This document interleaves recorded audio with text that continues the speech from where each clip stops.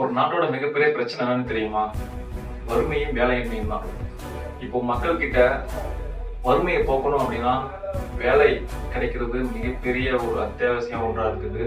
இந்த வேலை கிடைச்சது அப்படின்னா எல்லாருக்குமே அந்த வறுமையை ஈஸியா போக்கிடலாம். வறுமை போனாவே நம்முடைய மக்களின் வாழ்க்கை தரம் நல்லா இருக்கும், நல்லா அமைச்சுக்கலாம்.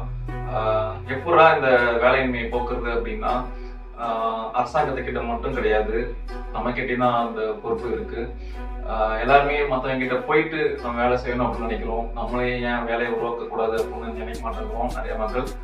அழகான ஒரு வாக்கியம் இருக்கு, என்ன அப்படின்னா, கைத்தொழில் ஒன்றை கற்றுக்கோள், கவலை இல்லை ஒத்துக்கோள் அப்படின்னு சொல்லிட்டு இருக்கு. எல்லாருமே அது குலத்தொழிலா இருந்தாலுமே சரி, இல்ல ஏதாவது தெரிஞ்ச தொழில் எது வந்தாலும் சரி, ஒரு கையில ஒரு தொழில் வச்சுக்கோங்க. அது மிகப்பெரிய யூஸ்ஃபுல்லா இருக்கும் ஃபியூச்சருக்கு. கிடைக்கிற வாய்ப்பு எல்லாமே பயன்படுத்திட்டு இருங்க. வேலையின்மை திண்டாட்டம் ரொம்ப அதிகமா இருக்கு. அதை குறைக்கணும் அப்படின்னா மற்றவங்க நம்பி இருக்கிறத விட்டுட்டு நம்ம நம்ம மேல நம்பிக்கை வச்சு ஏதாவது ஒரு தொழில் செய்யுங்க. கண்டிப்பா வெற்றி அடையலாம்.